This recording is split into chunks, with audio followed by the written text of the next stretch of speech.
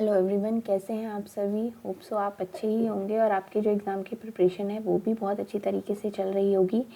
ये जो हमारी क्लास 8 की पॉलिटी चल रही है, आज हम उसका चैप्टर नंबर 8 करेंगे, जिसका नाम है कानून और सामाजिक न्याय, लॉ एंड सोशल जस्टिस।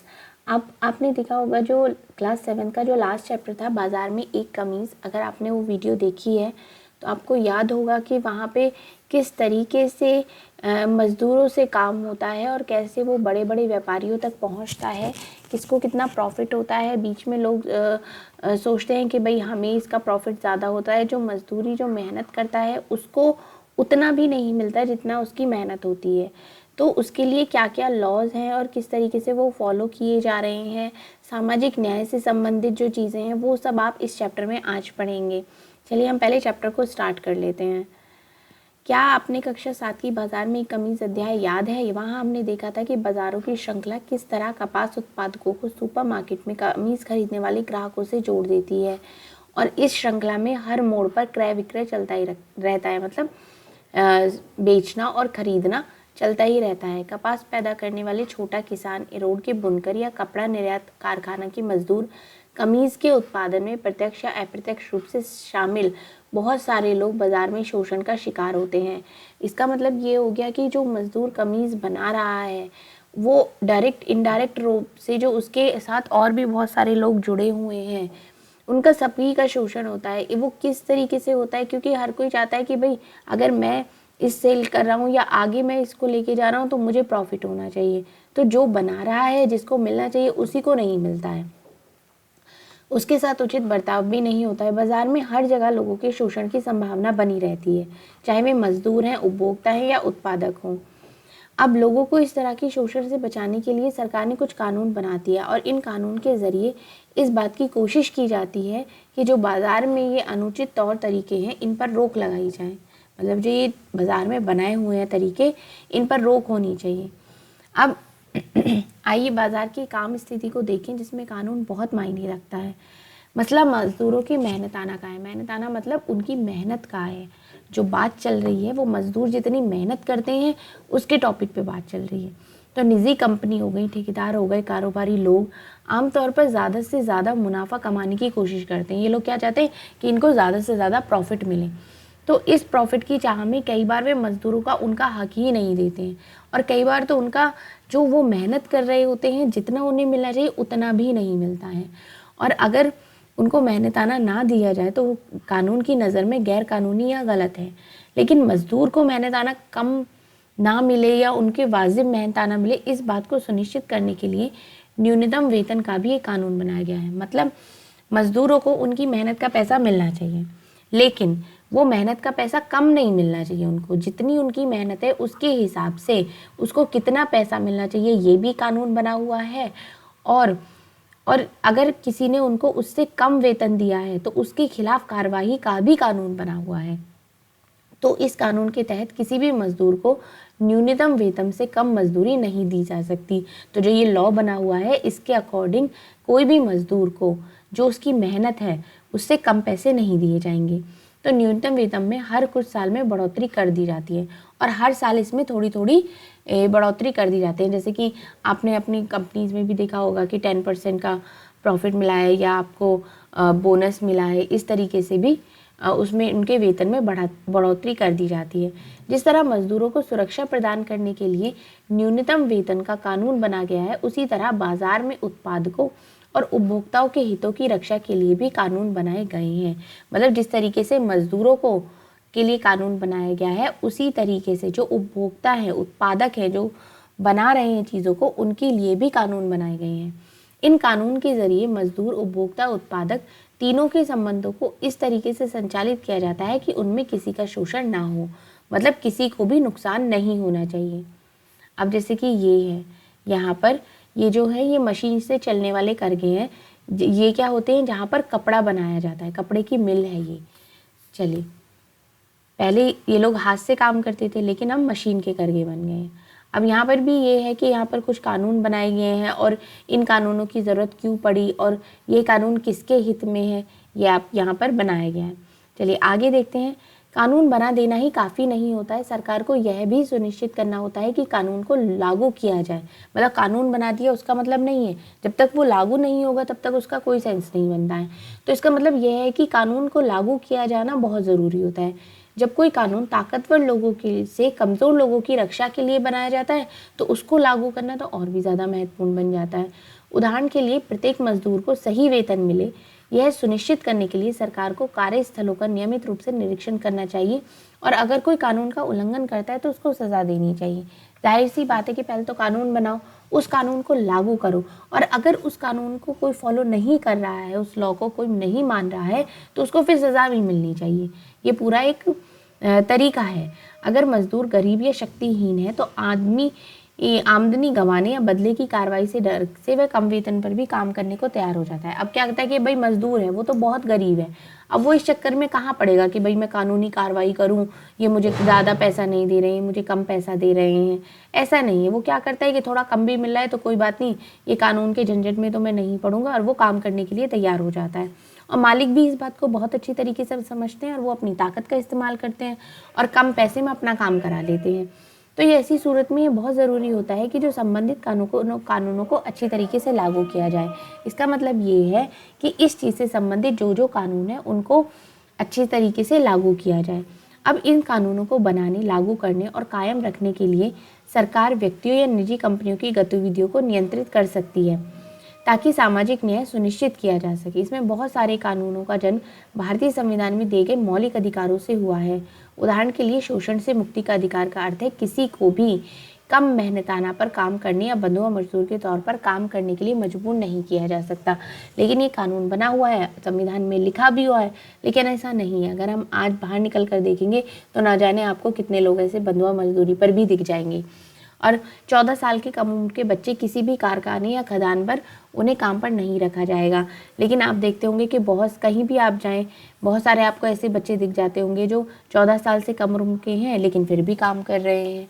तो व्यवहार में ये कानून किस तरीके से सामने आते हैं और ये कानून सामाजिक न्याय की चिंताओं को किस हद तक संबोधित करते हैं, ये सारा कुछ आप इस चैप्टर में आगे पढ़ने वाले हैं। यहाँ पर आप देख सकते हैं कि बर्तन धो रही है और ये किसी चाय की दुकान पर काम कर रहे हैं बच्चे। अब सन 2011 की जनगणना के मुताबिक भारत में 5 से 14 साल की उम्र के 40 लाख से ज़्यादा बच्चे विभिन्न व्यवसायों में नौकरी करते हैं। अब इनमें से बहुत सारे बच्चे खतरनाक व्यवसायों में हैं जिनमें उनको चोट भी लग सकती है, उनकी जान तक जा सकती है।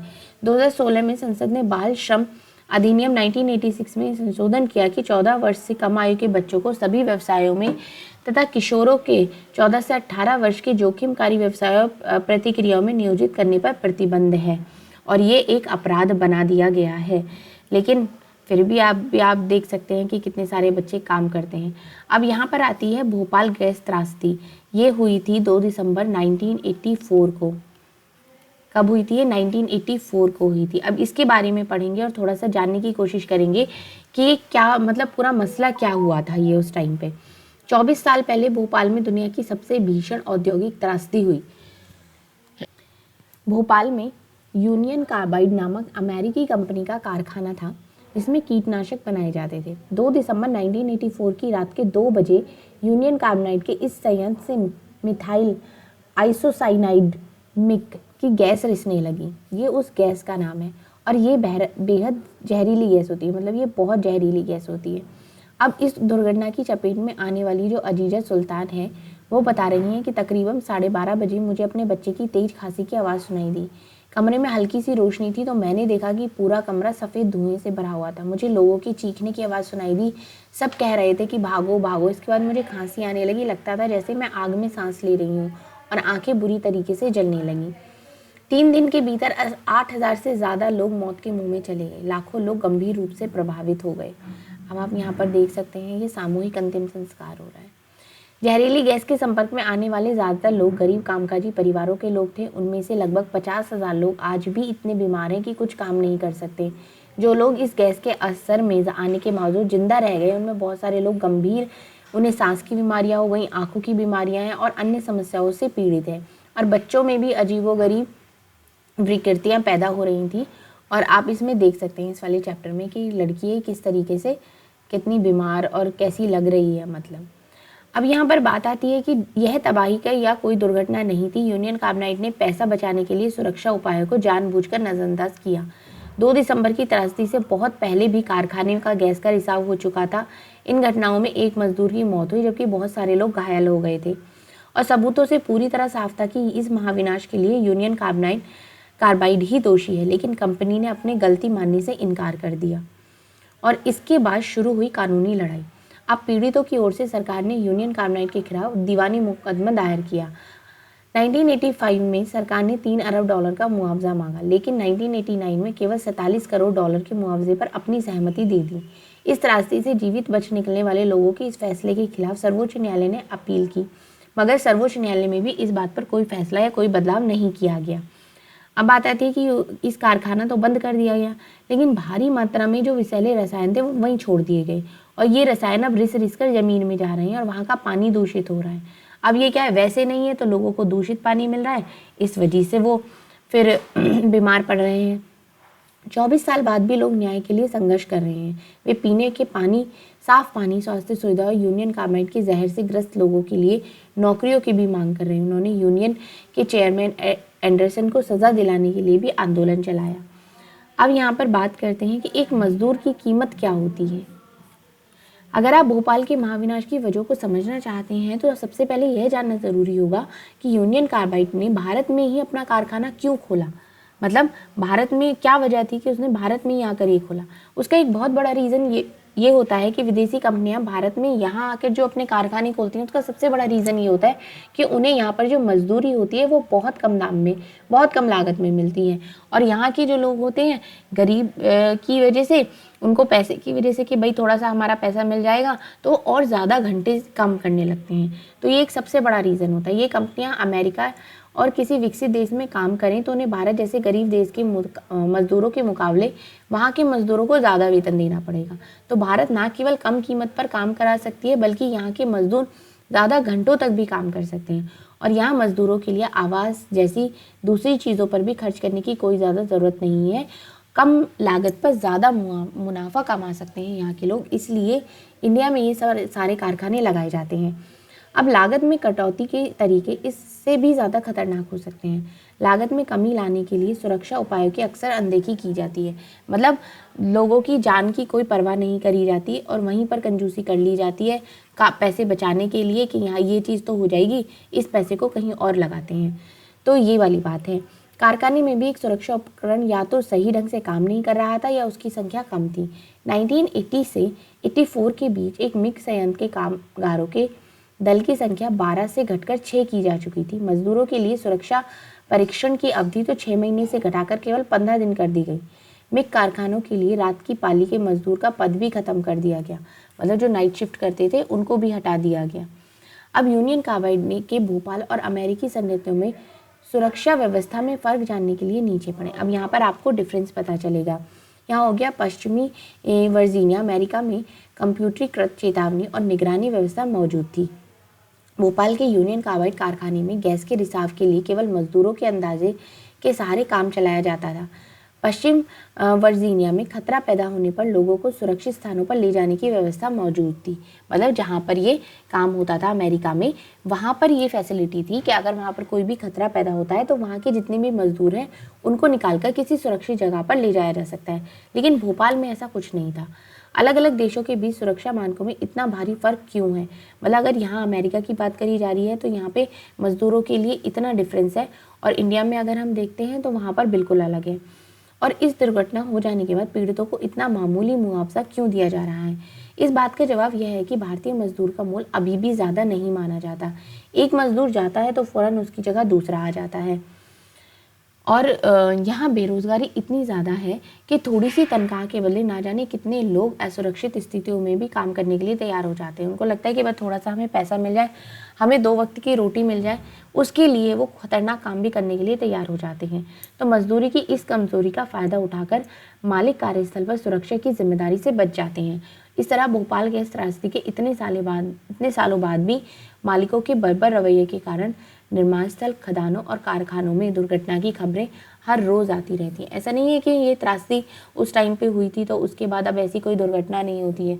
बहुत सारी आज भी मामले हैं जो दिन प्रतिदिन आते रहते हैं, लेकिन कोई ध्यान नहीं देता है, न्यूज़ में नहीं आते तो लोगों को पता भी नहीं चलता है।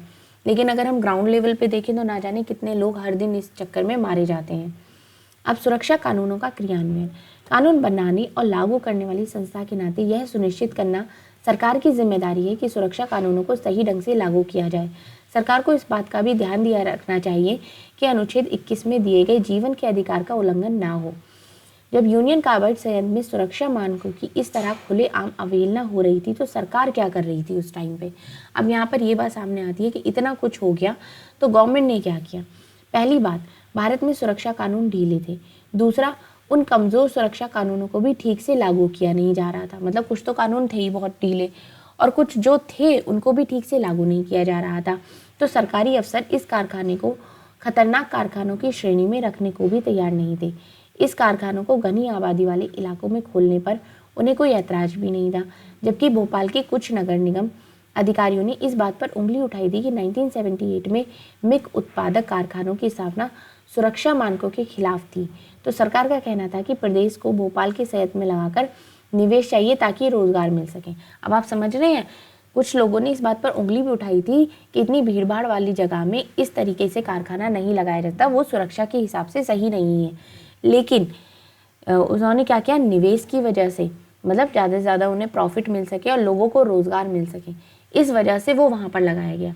तो सरकार की राय में यूनियन कार्बाइड से इस बात की मांग करना असंभव था कि वह साफ सुथरी तकनीक से ज़्यादा सुरक्षित प्रतिक्रियाओं को अपनाए। मतलब टेक्नोलॉजी से ज़्यादा ज़रूरी लोगों की सुरक्षा थी, लेकिन उन्होंने उस पर ध्यान नहीं दिया। सरकारी निरीक्षक कारखानों में अपनाई जा रही दोषपूर्ण प्रतिक्रियाओं को बार बार मंजूरी देते रहे। जब कारखानों में बार बार गैस का रिसाव होने लगा तो सबको यह बात समझ में आ चुकी थी कि कहीं कोई भारी गड़बड़ चल रही है। लेकिन उसके बाद भी इस बात पर ध्यान नहीं दिया गया बिल्कुल भी।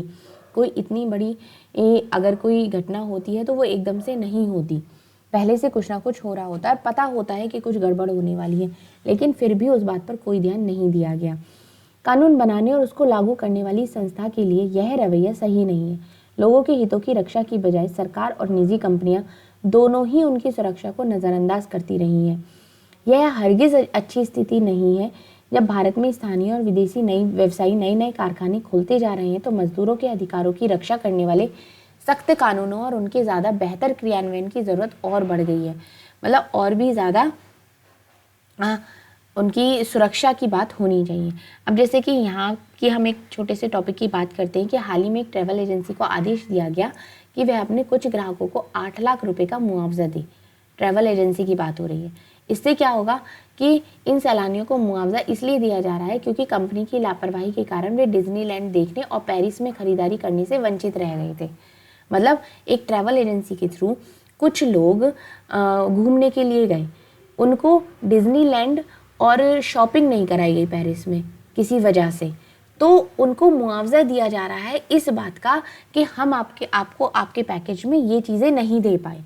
वो तो उसके लिए दिया जा रहा है। लेकिन भोपाल में गैस त्रासदी इतनी बड़ी हो गई, लोगों की जान चली गई, इतने लोगों की, लेकिन उसके बाद भी उनको ज़रा भी मुआवजा नहीं दिया जा रहा है, या मतलब उतना नहीं दिया गया जितनी उनकी ज़रूरत थी। तो ये डिफरेंस यहाँ पर बताया गया है।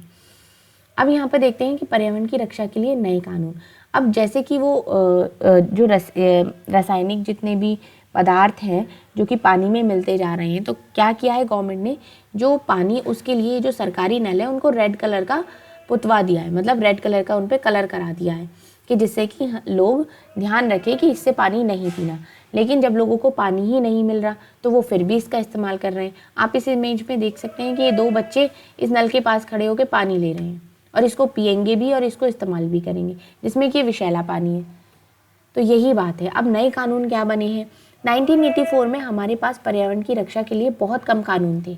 इन कानूनों को लागू करने की व्यवस्था और भी कमज़ोर थी। पर्यावरण को एक मुफ्त चीज़ माना जाता था। किसी भी उद्योग की हवा पानी में प्रदूषण छोड़ने की खुली छूट मिली हुई थी। चाहे नदियाँ हों, हवा हो, भूमिगत पानी हो, पर्यावरण दूषित हो रहा था और लोगों की सेहत के साथ खिलवाड़ किया जा रहा था। ढीले सुरक्षा मानकों से न केवल यूनियन कार्बाइड को फायदा मिला, बल्कि उसे प्रदूषण से निपटने के लिए पैसा भी खर्च नहीं करना पड़ा। अमेरिका में यही कंपनी इस जिम्मेदारी से नहीं बच सकती थी। मतलब अगर ये कंपनी ने भारत में ना लगाकर अमेरिका में ही रखी होती तो इसके लिए भारी पैसा भी खर्च करना पड़ता और पॉल्यूशन के लिए, मतलब पर्यावरण को की सुरक्षा के लिए भी बहुत सारी चीज़ों को करना पड़ता। अब भोपाल त्रासदी ने पर्यावरण के मुद्दों को अगली कतार में ला दिया। कई लाख ऐसे लोग कारखानों से निकलती जहरीली गैसों का शिकार बन गए, जो इस कारखाने से किसी भी तरह जुड़े नहीं थे। मतलब जो काम कर रहे थे वो तो थे, लेकिन जो आसपास के लोग भी थे वो भी इसकी चपेट में आ गए। इससे लोगों को यह एहसास हुआ कि मौजूदा कानून चाहे कितना भी कमज़ोर हो, वे केवल मजदूरों से ही संबंधित है। उनमें उन आम लोगों के अधिकारों पर ध्यान ही नहीं दिया गया जो औद्योगिक दुर्घटना के कारण घायल होते हैं। अब पर्यावरणवादी कार्यकर्ता तथा अन्य लोगों के इस दबाव से निपटने के लिए भोपाल गैस त्रासदी के बाद भारत सरकार ने पर्यावरण के बारे में नए कानून बनाए और पर्यावरण को नुकसान पहुंचाने के लिए प्रदूषण फैलाने वाले को ही जिम्मेदार माना जाने लगा। इसके पीछे समझ यह थी कि हमारे पर्यावरण पर अगली पीढ़ियों का भी हक बनता है और अगर हम अभी से सुरक्षित नहीं रखेंगे तो आगे आने वाले के लिए क्या ही मिलेगा। मतलब वो तो सब कुछ नष्ट हो जाएगा। केवल औद्योगिक विकास के लिए नष्ट नहीं किया जा सकता। मतलब हम अपने पर्यावरण को सिर्फ औद्योगिक विकास के लिए खत्म नहीं कर सकते। तो अदालतों ने स्वस्थ पर्यावरण के अधिकार को जीवन के मौलिक अधिकार का हिस्सा बनाते हुए कई महत्वपूर्ण फैसले लिए। सुभाष कुमार बनाम बिहार राज्य 1991 के मुकदमे में सर्वोच्च न्यायालय ने कहा कि जीवन का अधिकार संविधान के अनुच्छेद 21 के तहत एक मौलिक अधिकार है। इसमें प्रदूषण मुक्त हवा और पानी का अधिकार भी शामिल है। यह सरकार की जिम्मेदारी है कि वह प्रदूषण पर अंकुश लगाने, नदियों को साफ रखने, जो दोषी हैं उन पर भारी जुर्माना लगाने के लिए कानून और प्रतिक्रियाएं तय करे। तो आपको ये समझ में आ गया होगा। थोड़ा सा ही रह गया है, इसको भी जल्दी से कंप्लीट कर लेते हैं। अब जन सुविधा के रूप में पर्यावरण किस तरीके से काम करता है। हाल में वर्षों में न्यायालयों ने पर्यावरण से जुड़े मुद्दों पर कई कड़े आदेश दिए हैं।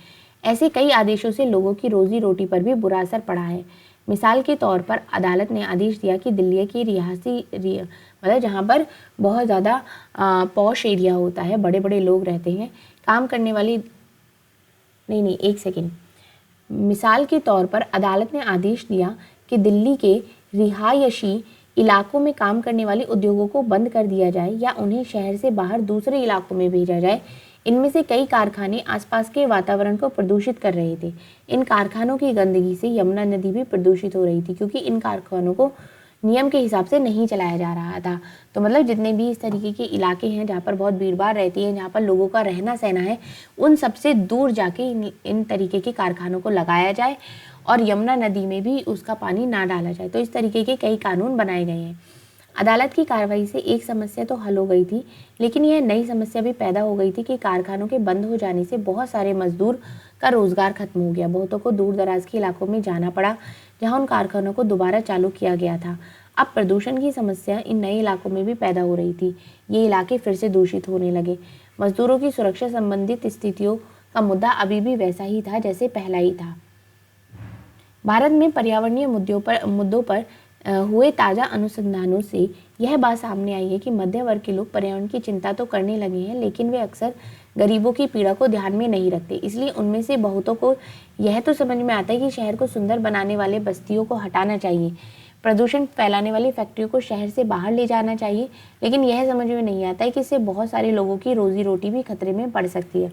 मतलब बहुत सारे लोग हैं, हम देखो इसी फोटो में देखो, ये बंद हो गई है लेकिन मजदूर आगे बैठे हैं कि कैसे ये शुरू हो जाए तो हमें काम मिल जाए, हमें दिन के पैसे मिलने शुरू हो जाएं। तो यही बात है। अब चुनौती ऐसे समाधान ढूंढने की है जिसमें स्वच्छ वातावरण का लाभ सभी को मिल सके। इसका एक तरीका यह है कि हमें कारखानों से ज़्यादा स्वच्छ तकनीकों प्रतिक्रियाओं को अपनाने पर जोर दें। इसके लिए सरकार को भी चाहिए कि वह कारखानों को प्रोत्साहन और मदद दे। उसे प्रदूषण फैलाने वालों पर जुर्माना करना होगा और इस तरह मजदूरों के रोजगार भी बच जाएंगे और मजदूरों को सुरक्षित पर्यावरण का अधिकार भी मिल जाएंगे। अब जैसे कि आपने पॉल्यूशन के लिए देखा होगा कि दिल्ली में डीजल गाड़ियां बैन कर दी, क्योंकि माना जाता है कि पेट्रोल से ज़्यादा जो प्रदूषण होता है वो डीजल गाड़ियों से होता है। तो जैसे जैसे अब दिल्ली में पॉल्यूशन बढ़ता जाएगा, दिवाली के टाइम पे और भी ज़्यादा बढ़ जाता है, तो डीजल गाड़ियाँ बैन हो जाती हैं कुछ समय के लिए, या वो बहुत सारे अलग तरीके के भी कानून निकाल देते हैं डीजल गाड़ियों को लेकर। चलिए अब यहाँ हम निष्कर्ष देखते हैं कि इसका कंक्लूजन क्या बैठता है पूरे चैप्टर का। चाहे बाजार हो, दफ्तर हो या कोई कारखाना हो, बहुत सारी स्थितियों में लोगों को गलत तौर तरीके से बचाने के लिए कानून ज़रूरी होते हैं। निजी कंपनी, ठेकेदार, व्यवसायी आदि ज़्यादा मुनाफा कमाने के चक्कर में गलत तरीके अपनाने लगते हैं। उदाहरण के तौर पर वे मजदूरों को कम मेहनत का पैसा देते हैं, बच्चों से काम करवाते हैं, काम की स्थितियों पर ध्यान नहीं देते, उनकी सुरक्षा का ध्यान नहीं रखते, पर्यावरण का ध्यान नहीं रखते और इस तरह आसपास के लोगों को भी नुकसान पहुंचाते हैं। तो ऐसे में सरकार की एक अहम जिम्मेदारी बनती है कि वह निजी कंपनियों के गलत तौर तरीकों को रोकने और सामाजिक न्याय प्रदान करने के लिए कानून बनाए, उनको लागू करे और उन पर निगरानी रखे। यानी ना सरकार को केवल सही कानून बनाने चाहिए बल्कि उनको कानून को लागू भी करना चाहिए। अगर कानून कमज़ोर हो तो उसको सही ढंग से लागू ना किया जाए तो उसे भारी नुकसान हो जा सकता है, जैसे कि भोपाल जो गैस है वो इस बात का सबूत है। इस दिशा में सरकार की तो जिम्मेदारी बनती है कि आम लोगों की भी दबाव डालकर निजी कंपनियों और सरकार दोनों को समाज के हितों में काम करने के लिए बाध्य कर सकते हैं। जैसा कि हमने पहले देखा, पर्यावरण एक ऐसा विषय है जहां लोगों के जनहित के लिए दबाव डाला है और न्यायालयों ने भी स्वस्थ पर्यावरण के अधिकार को मौलिक अधिकार के रूप में जीवन का अभिन्न अंग माना है। इस चैप्टर पर हमने इस बात पर भी जोर दिया है कि लोगों की इस बात के लिए आवाज़ उठानी चाहिए कि स्वस्थ वातावरण की सुविधा कैसे मिले। इसी तरह मजदूर अधिकारों यानी काम का अधिकार, सही मेहनत का पैसा और मानवोचित कार्य स्थितियों का अधिकार के क्षेत्र में अभी भी हालात काफ़ी ख़राब हैं। लोगों को इस बात के लिए आवाज़ उठानी चाहिए कि जो काम कर रहे हैं उनके अधिकारों की रक्षा के लिए सख्त कानून बनाए जाए और सबको जीवन का अधिकार मिल सके। तो ये हमारा चैप्टर यहाँ पर ख़त्म होता है। क्लास 8 की हमारी जो पॉलिटी है वो कंप्लीट हो चुकी है। अब कल से हम 6, 7 और 8 इन तीनों की PYQs की सीरीज़ लेकर आएंगे जिसमें सिर्फ पॉलिटी के क्वेश्चंस होंगे, क्योंकि अभी आपने पॉलिटी कंप्लीट कर लिए, 6, 7, 8 तीनों की पॉलिटी हो चुकी है। अब इससे रिलेटेड जितने भी PYQs आते हैं वो पहले हम करेंगे, तो आपकी जो प्रिपरेशन है वो साथ के साथ होती चलेगी।